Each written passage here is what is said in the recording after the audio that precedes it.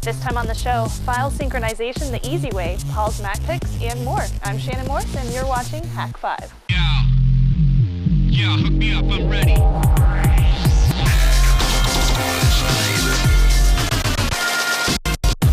This episode of Hak5 is brought to you by Coors Light. Coming soon, the Coors Light home draft system. Domain.com, got a great idea? It all starts with a great domain, domain.com. And go to Assist Express, remote support made easy. Hello, welcome to Hak5. My name is Darren Kitchen. And I'm Paul Tobias. And this is the show where rock beats Ducky, Ducky beats computer, and control key thwarts Ducky.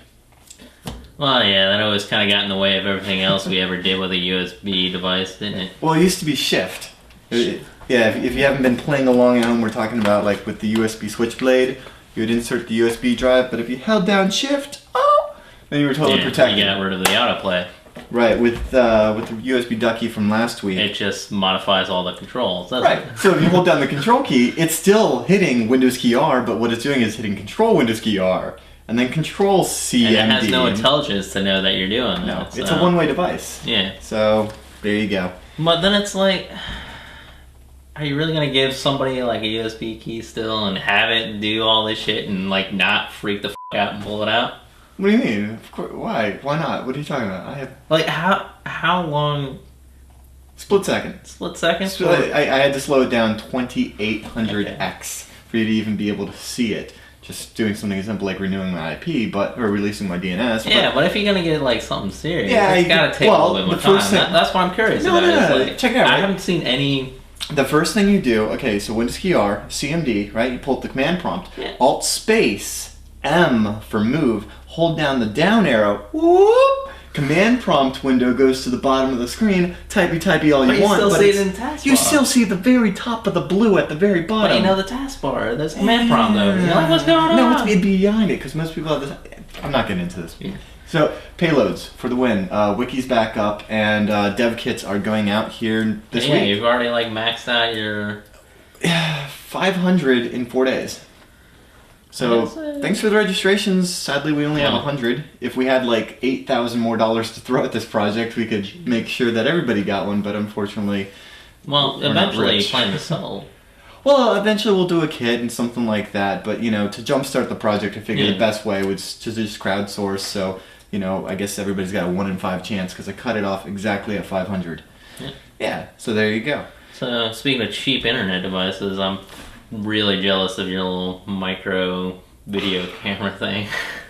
The movie that we talked about last week, and then, you know, I got the best comment ever from YouTube of all places. I know, YouTube, because I was making fun of them, so he had to go check them. Yeah, YouTube comments are some of the most fun to read. Hi there. And, But they pointed out the same thing you bought for like, what, $60. $60 Yeah. for Like Amazon $5. yeah. Well, $5 is like 16 shipping and stuff. So it's essentially like $20. I actually won one in an auction for 50 cents, but I still had to pay $16.50 for shipping and handle From it. where? Canada. It was either that or Hong Kong. And that'd take Like, forever. what if you had it shipped to somewhere? It doesn't matter. Anyway, the bottom line is, wow, I overpaid. So, but the lesson learned is, cool, thanks YouTube comment people. And second, the device only has 3 hours of battery life, but the SD card will record for like hours and hours and hours and hours. So, well, since it's not user replaceable battery, and since it's so cheap now, you can just replace the whole camera. There you go. Swap So- out the cards, and you're good. got a whole bunch of them. So now, you know, as I'm Yeah, trying not to charge get overnight. murdered in It's kinda Indiana, like- Idaho, Illinois. What is it? The electric car model where you don't need the car to like survive more than one day. It just needs to survive to the next charging station. There you go. Except you need multiple cars, so maybe not so much. you just put the extra cars on the back of the trailer. This is going nowhere. There's actual content in this episode, by the way. We're just bantering. It's called the A Block. It's a TV thing. But Shannon's got some stuff coming up about. Oh gosh, I don't even remember. She was doing. It's right there. Can't remember. To be honest, these last 2 weeks and these next 2 weeks have been so difficult. You want to cut to a picture of the living room? I mean, yeah. Yeah, this is disappointing. That is. Well, That is the Hack House. Oh, you have the original pictures of like before we moved in. I do, You can and I like could be pairs of putting the them right now. after, so. There you go, side by side. Yeah. Look at how amazing I am in editing. Oh. And then it's gonna be like a little thing up here being like, oh my god, what happened? Like lower caption. What happened with that right there? Yeah, the lower caption. The lower caption. No, I thought you were holding a. Or are you gonna have like a flying Kirby like, oh my god! Paul, could you give me a hand? Yeah, sure.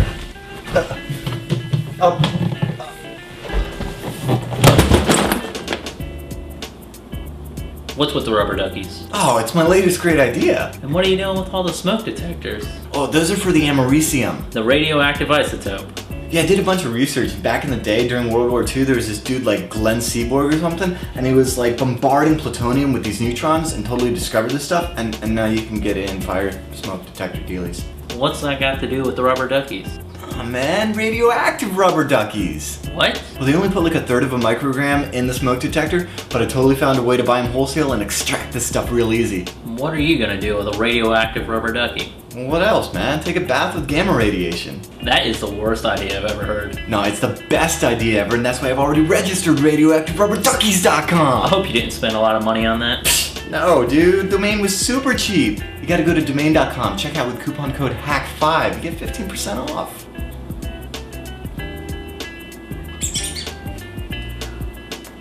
Whether your next great idea is radioactive rubber duckies or something a little more practical, it all starts with a great domain. And domain.com is our #1 go-to place for great hosting and domain name registration. Hosting plans start at just $5.75 a month and include one-click installs of popular open source programs like WordPress, Joomla, Drupal, and more.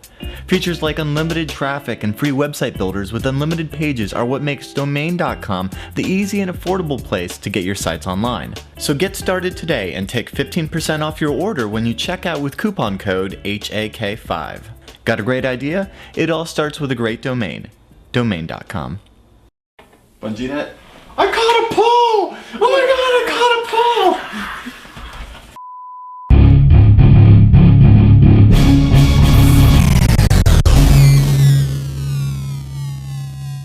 If you're anything like me, you have work on multiple computers. You have your booklet and your laptop, and then you have your home computer, and then you have your work computer, then you have your work laptop. And let's not forget all those tons of servers that are sitting in the closet. Well, at least that's the Hack House, but nevertheless, you get what I mean. And then while remote access might be really, really good and a great solution for grabbing files really quickly, and by the way, GoToAssist Express has these nifty unattended support and file transfer tools that are awesome. There's nothing actually like getting all of your tools and your research and your work synced up. And whether you're a network drive or a thumb drive or an Amazon S3 kind of gal, well, I'm a USB thumb drive person, obviously. This tool that I'm going to show you is going to make sure to keep all that stuff in check. Let's check it out. Always Sync is a Windows folder synchronization tool that's free for personal use, which is awesome. It supports all sorts of syncing methods, target directories, and it even features advanced scheduling options. The syncing methods include a two-way version, which basically means that file changes on one computer will also change on the other. It's like a mirror. And you can also set to have deleted files included in this, or you can have syncing happen one way or the other. So if your primary rig is your PC upstairs and your netbook is your secondary rig, you can have all your files going just one way. There are also tons of target directories to choose from. There's a plethora of options. There's Windows folders, USB mass storage devices, network folders, there's FTP sites, Amazon S3, WebDAV, and even ActiveSync. So I've gone ahead and installed Always Sync on my Hak5 Cloud Lab box, and I've connected with GoToAssist Express. So let's go ahead and check it out. Once you have Always Sync installed and running, you'll notice that while it's not winning any beauty awards, it is full-featured and it's quite functional. You don't believe me? Pull down the language menu, take a look. We're gonna add a new job, so I'll click on Job and then Add New Job. Let's right-click the New Job tab and click Rename and call it something useful, like Sync Tools. Yeah, Sync Tools. Now let's specify a target for our synchronization. For this demo, I'm going to point Always Sync at my oh-so-favorite folder, C:\tools. Alright, this is going to save me a lot of frustration the next time that I go hunting for putty. And the target can be anything, including a USB thumb drive. like this one. I've already made a profile for mine so that every time I connect it, it's going to sync. But I'm going to add an Ftp site to this. So select FTP server from the drop-down and click configure. The URL needs to be something like ftp:// the domain. So for me, it's snubsy.com. You should check it out. And then the path. So for me, that's /snubsy.com/files/tools. And then enter in your credentials. And click OK. Now to test that it works, let's click Analyze. Always Sync is going to connect to my FTP site and get a directory listing and compare it to what I have on my C:/tools folder. And this report is going to show me that most of the files don't exist.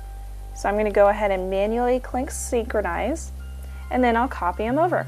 All right, now comes the awesome part. I could have uploaded all of these tools with the FTP client, but when I want to add a tool to my collection and I want it to be on all of my machines, what do I have to do? This is why we have scheduling. So let's check out scheduling. Yeah. If I right click on my job and click properties, I get a spiffy menu where I'll drill down to automatic synchronization. From here I can select whether I want a sync to be performed every time a USB drive is plugged in, every so minutes, after a file's changed, when the computer becomes out, when the app starts up like at login, before logging out, or even getting way more advanced than with the Windows Task Scheduler. So I'm going to go ahead and choose when the system has been idle for an hour to be my schedule time. Yay! There we go. All of my tools are synced. I now have sdelete and putty and process explorer whenever I need them. Of course, this just scratches the surface. Always Sync has tons of other powerful advanced features, so I highly recommend checking out all the different menus and stuff. Go poke around, have a good time. And what do you think? Do you think that rsync and a cron job are easier than this, or do you have a certain tool that you like to use other than Always Sync? Email me, feedback@hak5.org. And make sure to check out revision3.com/GoToAssistExpress for other tips, tutorials, and reviews like this one. And on that note, I would like to thank GoToAssistExpress for making my snubs report this week possible. Looking for a way to support more clients by spending less money? Support smarter with GoToAssistExpress and you will instantly be able to connect to a customer's computer so you can fix technical issues right on the spot. Service more clients more efficiently and more affordably. Whether you're in customer support, technical consulting or management, or just a computer guru, GoToAssistExpress will help you increase revenue, reduce travel and support time, and service more clients. Try GoToAssistExpress free for 30 days. For this special offer, you must visit gotoassist.com/hak5. That's gotoassist.com/HAK5 for a free trial. Find more great tips like these at revision3.com/GoToAssistExpress. You're giving me too much to do in editing now. He's got a tiny laptop to work on. He's too afraid to use his desktop. You want to see this? Really? You want to see this? No, I will do this. Damn it. Oh, yeah, that's right. You also got the Pro case. Every episode of the 7th season has been edited on this, a 13-inch notebook. Wait, with a hold on, CULV. You've also got like the secondary display now, which kind of is like this, but it's not. Nah, the EPC has been relegated to. No, the secondary display, wherever. Oh, right, yeah. So this is that's how you take your equipment on the road on the motorcycle. This is a Pelican 1490 case, and it's cool because I get to look like Jack Bauer or a terrorist or something because like everything's got its own compartments. I so need to get one of these because I sit at work all day and just watch. YouTube videos. If I can just fit it right on here, I can save like an extra screen, and this is all USB. Yeah, single USB port powers it, 7-inch display. This is the MIMO S10 TAC S, I believe. 800 by 480, so the same resolution of an EPC. They just came out with a new model that's the 10-inch. Yeah. So that's like. And sitting on your desk, and it's all USB powered. Yeah, it's got a little kick-out stand. Doesn't it fold in like that? It doesn't fold. See, that's why I like the S10 because it's got this protective plate with this fancy Hak5 sticker that like protects the screen so that I can just toss it around and not have to worry about it. But the new one, I don't know if it has that, but it's got the little kick-out thing, so it's kind of like a digital picture frame, but you talk USB. And I was surprised, single USB. Didn't have to go with the dualies to power it and. and just runs with the software thing. I actually have a review up on YouTube where I compare the performance hit that you take, because it is a USB video driver, so you are going to take a hit there. But yeah, hey, come on, stop, man. Seriously.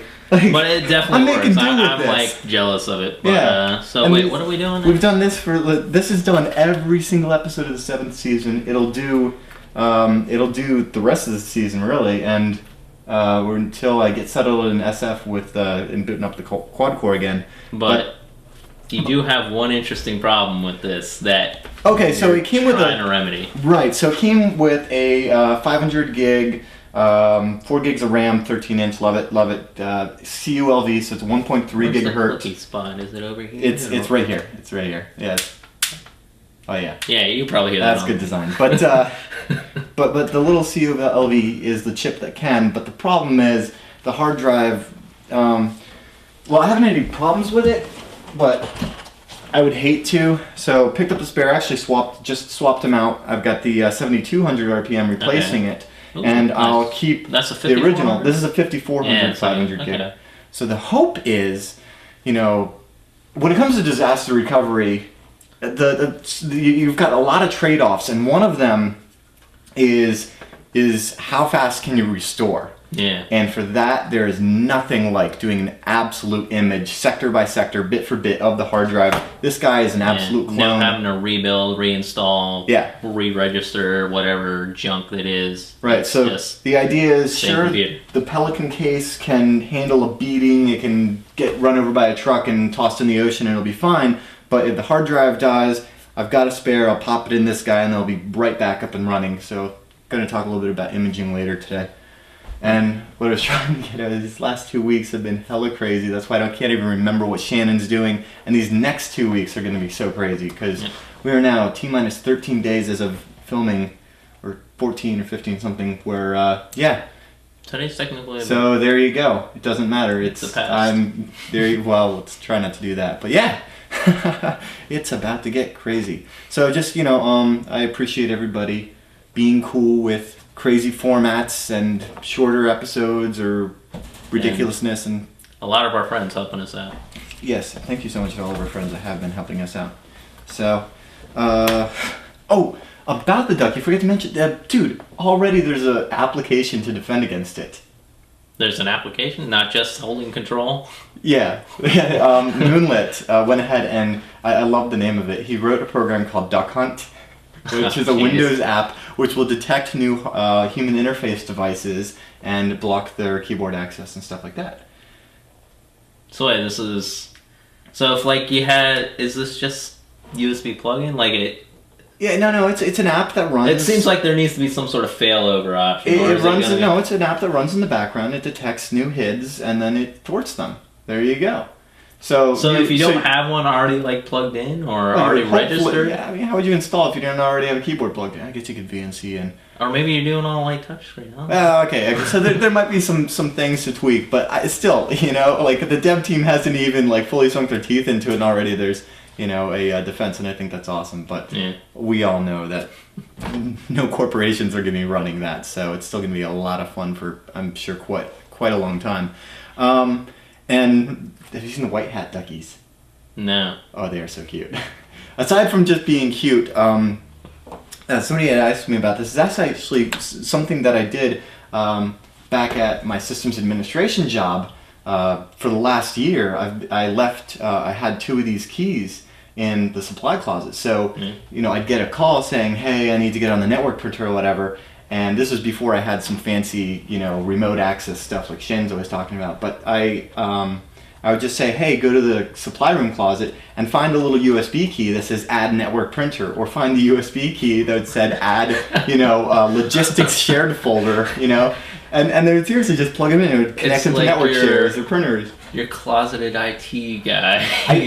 Just pull out the printer guy. Just pull out the network guy. Yeah. So it definitely saved some time, and then I kind of realized, it dawned on me when I was on the forums talking about this that, oh, did I seriously replace myself with a USB key? You know that T-shirt that says "Shut up, or I will replace you with a very small shell script"? You did that to yourself. Oh, lesson learned. Yeah. Should have became a coder because my spaghetti coder kept me employed. No, that's a joke. Let's move on. Yeah, I think that pretty much covers it. Yeah. Yeah, we'll see you guys on the other side. And if you're playing along at home, that should be check the wiki. Our next LAN party, powered by the Varsity Esports League, is Left 4 Dead 2. We'll be playing this Saturday, April 24th at game.hak5.org. And a special shout out goes out to The Vessel for their LAN party support. Thank you! You can find all their information at thevessel.com. I'll see you in the game, but first, a brief word from our sponsor. Did you get that from the pub? No, I haven't even been to the pub today. It looks like you brought it home from the pub. Dude, it's cold draft beer done right at home here. Let me show you.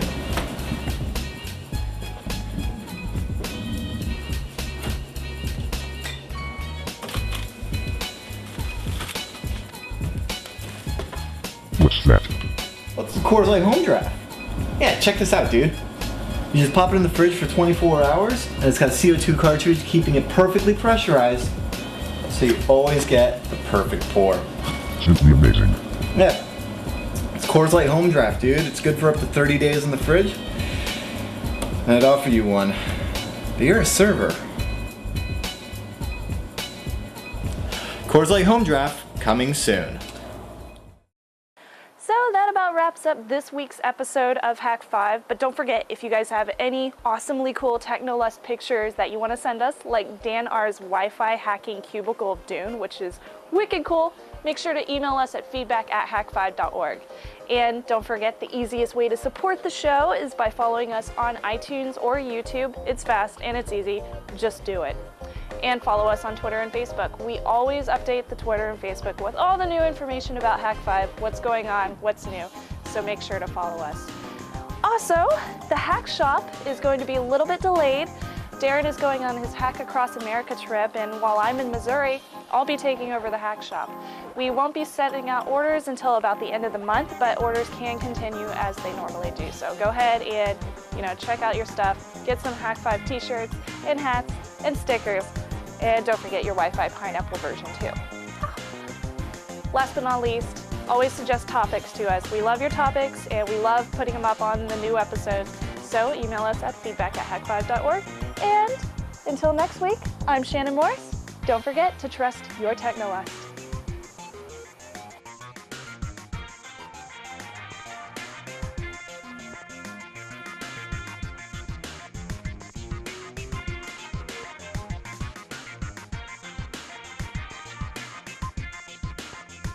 Hello and welcome to Hak5, the show where What's with the rubber duckies? All right.